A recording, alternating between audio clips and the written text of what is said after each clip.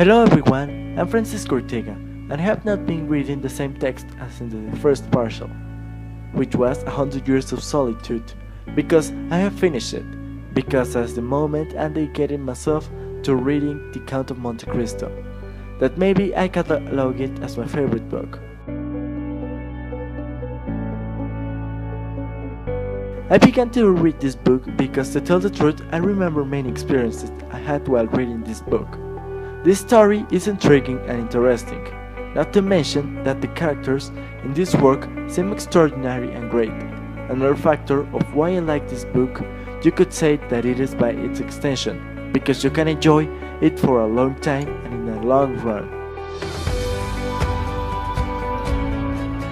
It's funny to talk about the fate of the characters in Marquez's history suffered, because it can be said that they all live the same situations, but in different time periods and epochs.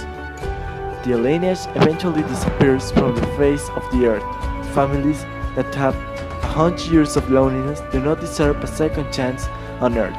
In addition, the end of this was predicted at a certain point by Melchiades, the gypsy. But the end of the last and penultimate generation was somewhat unfair and sad in my opinion, but perhaps it was like that, not to dislodge with the book.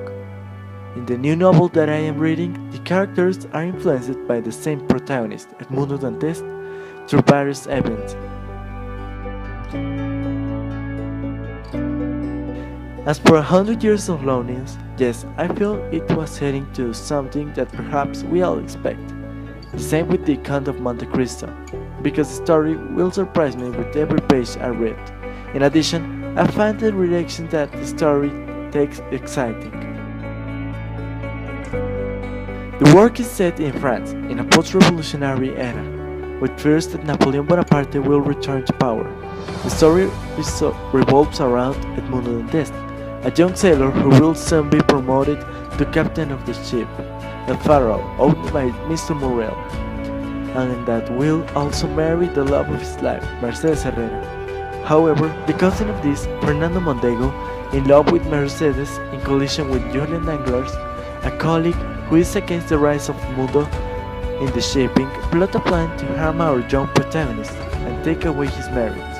Taking advantage of the delivery of a letter, is denounced as a Bonapartist agent, accusation accepted by Judge Villefort to protect his father.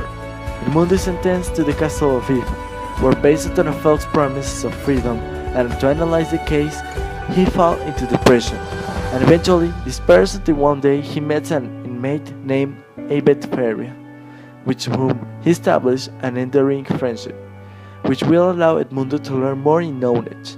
One day, the ape dies, but in his bed, he reveals to Edmundo the existence of a great wealth on the island of Monte Cristo.